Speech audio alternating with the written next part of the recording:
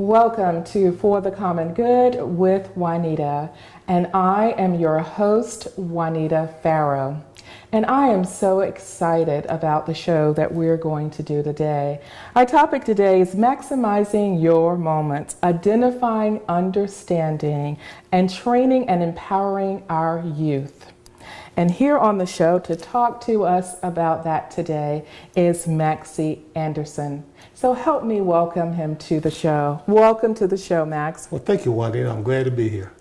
Well, we are so glad to have you on the show today to talk about such an important topic when we talk about our youth and all the things that we can do to empower our youth. And you have a wealth of information. I'll tell you a little bit about Max. He draws on his years of experience as a high school football and basketball coach and working currently with players in the NBA. So he has extensive background in sports, basketball and football. And today we're going to learn more about what it takes to be a good athlete, as well as community programs that we can establish to invest in our youth, recreational programs in communities. So I'm really excited about that. So I'm going to jump right in here. Now, you've worked a lot with youth in your career in athletics. Many of them dream about advancing to the pros, but really, what are their chances of actually getting into the pros? The chances are very slim. Very slim. They have a much better chance of becoming a neurosurgeon or something along that lines. So we don't encourage the pro athlete part. We encourage the skills they get from basketball to help them in what they're going to do in life. Right. Wow. So, but one of the things that's valuable about what you do is there's so many other benefits actually from participating in sports, and we're going to talk a little bit about that. So even if they don't get into the pros, what they're able to learn as part of being an athlete is it's invaluable to them in life. Now, when parents come to you and they say, we want our child to be, you to help our child, to work with our child, what is it that you need for those parents to know? Well, what I really want them to understand is it should be a fun learning experience for the children. We want to provide an experience that will carry them over in everything they'll do in life. Exactly. That we have a long-term goal, but it's not necessarily basketball driven, it's skill driven for skills in life. We want to walk away with self-discipline. We want them to walk away with learning time management. We want them to walk away with learning to overcome adversity. Sports offers a lot of adversity. Okay. And it goes against things you can't always control, and that's life. And those are the components we really want, along with a healthy body. So you have that conversation with parents when they bring kids in for you to work with their kids so that they understand. Yes, we do. Yes, I can imagine. How do they receive that information? It's different, I guess. Well, most of them come in with what I call unrealistic expectations. I'm sure. They come My kid is going to be in the pros. I don't care what you say. Right. That's their theory. And we just tell them they're young. Let's see where they develop. Let them have fun with it. But what I usually do, believe it or not, is I pull the kids aside after the first session and I ask them, what's their goal? What is it they want out of this? Good point. And it's amazing what they'll tell you when it's just you and them and there's no pressure. Wow. And then we try to go back and relate to the parent what the child's goal is. And we try to go that direction with them. That's amazing. Student-centered. We call it student-centered learning. Student-centered learning, okay? So the parent is on a very different page, perhaps, than their own child in terms of what the expectations are. More times than not, yes. More times than not. Wow, that's really interesting. Can you talk about some examples of kids that you work with, maybe when they came to you and when they presented to you and how you were able to move them forward? Because I know you've had a chance to work with a lot of kids. Well, it's funny. People always ask about all the great pros I've had the pleasure of working with. And that's just God's grace and favor, putting me in the right place. Absolutely. And giving me the right opportunity. But the stories I enjoy the most telling are the ones about the children that have overcome adversity and become something greater in life. They're contributing. We've had a young man in special education who's now running a company. Oh, wow. And he calls me all the time for advice, and it's wonderful because I remember when he was an 8th grader, a little fat, pudgy kid, and now see him as a successful businessman. And he ties everything to what he learned in training in basketball. So it's stories like that that really make my day. Wow. So there's so much more that we could be doing for our kids, especially those kids that are falling through the cracks now. Yes, we are losing too many kids. There's too many funding cuts. And what we're trying to do with this company is to reach out and help those kids, to pull them aside, to give them that little bit extra they need, to nourish them in a way that they need to be nourished, to be successful in life. You know, certainly we use stories about the great players I've had because everybody wants to hear about those, but it's about the nourishment for them for life. Wow, that's amazing. So now what can parents take away? Because it has to be an eye-opening experience for them. So what is it that they can learn from their kids in going through this process? What they really learn is that the child can become soul-focused. They can have a goal, and they can see them have this goal and move forth with a real plan. But what they see is how it's not my plan, it's not the child's plan, it's our plan. The child and I are working together to develop the plan that he or she wants. And then we have a process where we can work with them and let them see the steps of progress we've made. And they know how we're going to get to that goal. And hopefully it's something a parent can take back and use it with everything they do in their life. We've got to listen to those young people. They're exposed to more than we were ever exposed to. Wow. So it's really an opportunity to get parents to listen more to their children, and going through this process with them is a way that you're able to do that. Yes. That's very, very interesting. Wow, this is really, really exciting. We'll be right back.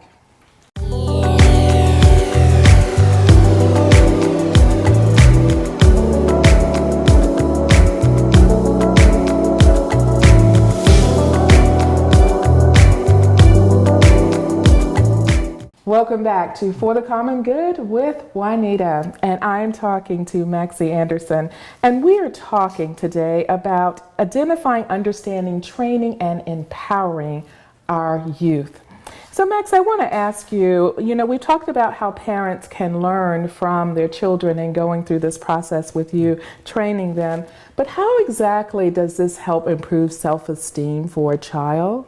Well, what we're able to do is when the child comes into the gym, they see their personal improvement. When they see themselves growing from not being the dribble the basketball at all to not being the shoot, not being in shape, whatever it is, they see that. And then they have that positive encouragement. We use the old sandwich theory. We give them all the things they're doing good, sandwich in there where they might be needing where they have some deficiencies. Exactly. And we close it out with something very positive. And so they walk away with a positive feel. And we always sit down and talk with them afterwards. And we want them to leave on a more encouraging note so that they're excited about coming back. We want them excited about what they're doing and coming to us. And so we're building up self-esteem the whole time. And when they see the progress that they're making, the confidence comes. It really does come. Wow, that's amazing. So sports to improve self-esteem. That's very, very powerful. So now we're talking about, helping communities and how communities can benefit from these youth recreational programs. And I know you have a model that you're building with your company. So I want to talk a little bit about that, because communities need to understand why it's so important to invest in our youth. And you have a lot of examples for that. Well, Juanita, I'm glad you asked. We're going to kick off a new project starting around March or April. What we're doing is we're trying to go out and have camps. Our first camp will be in Hampton Roads. And what we're doing is we're trying to make an overall program for children. I have a great concern with what's happening to our youth now. We're seeing too many examples of them falling through the cracks. We're exposed to so many things, so many tragic things are happening. And I just know that we as people can get together and save children through our program. And so we're using sports as our hook. But we're going to go to churches and civic groups and the Divine Nine and those people and say, we need help. These children, we're losing them. Public school funding is being cut. After school funding is being cut. We need that whole community to come together And we're using sports as a hook. It doesn't have to be sports. We're going to work with churches with other hooks. Well, we're going to give them skills. Bullying is a real problem in the community now. Yes, it is. It is. I was really torn apart. I was listening to a story the other day about a 9-year-old girl committing suicide because she was being bullied. And I'm just thinking, could we have done something? What could we have done to save her? So we want to get to all those aspects of teaching them to deal with that and overcoming adversity in life. I mean, children should not be going through this. No, and there's so much more that we can do to help. So the goal is to try to bring all of these organizations together, these entities in the community. Right. And so talk a little bit more about how that would work. Say if a church wanted to be involved in that, what exactly would that mean for them? Well, we've got people on the ground currently working with 6 or 7 churches, and each church would handle an aspect of it, whether it's educational, counseling, mentoring, whatever it is. And the children would sign up for the specific programming they want, whether it be sports, fine arts, whatever the programming is, and they would go there. But we want to do an overall program. So the Divine Nine might come in with something they do extremely well. Our model of sports, we're going in early. We're working with the churches. We're working with the community about this is what our model looks like. Take it, adjust it, adapt it, and make it fit your community needs.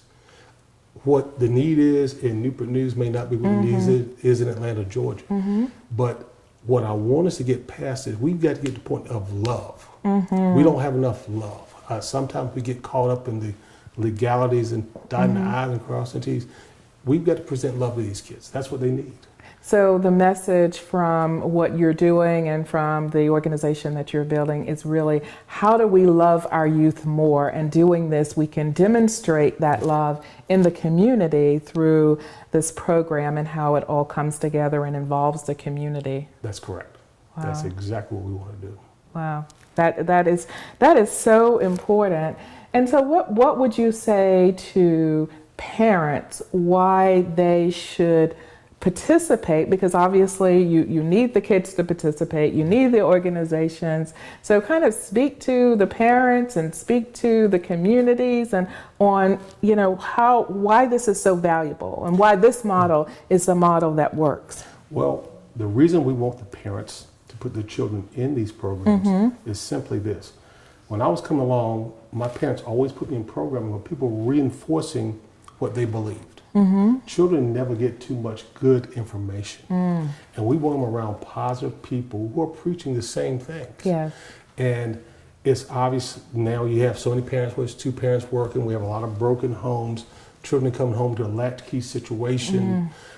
We don't know what's going on in the neighborhood. I mean, the community has gone crazy in itself. And it's going to present a nice, safe environment. And we want our community partners to reflect what these parents want and need for these children. The schools close their doors and they're gone. And we don't know what happens between the child getting out of school at 2:30 and mom and dad getting home at 8 o'clock. Those 5.5 hours could be the difference. That's when the gangs infiltrate. That's when kids get bullied. That's when they have idle time and get in trouble. And we need to put the tools in place with the community leaders that allow these kids to become all that they were designed to be. So there's really not enough, in many of our communities anyway, for children or kids to engage in. There's not enough programs, not enough things for them to do in communities.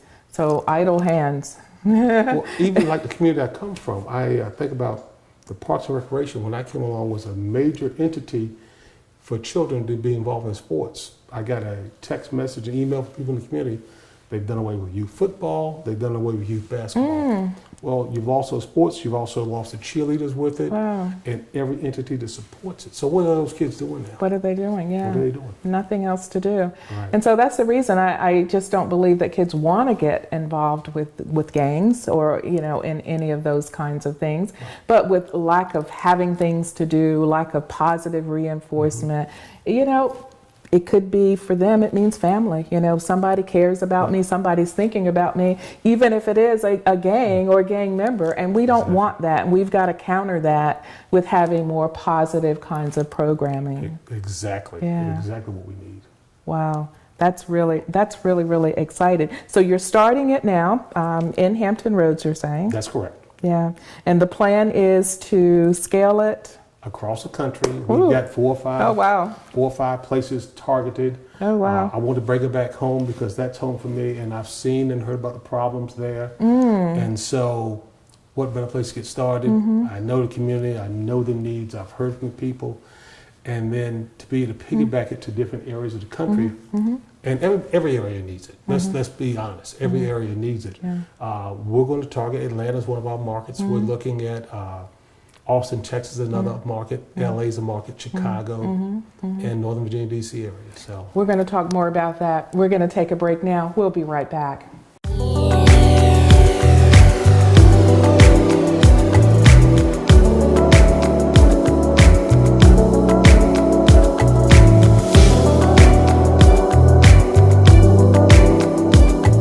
Welcome back to For the Common Good with Juanita, and I'm your host, Juanita Farrow.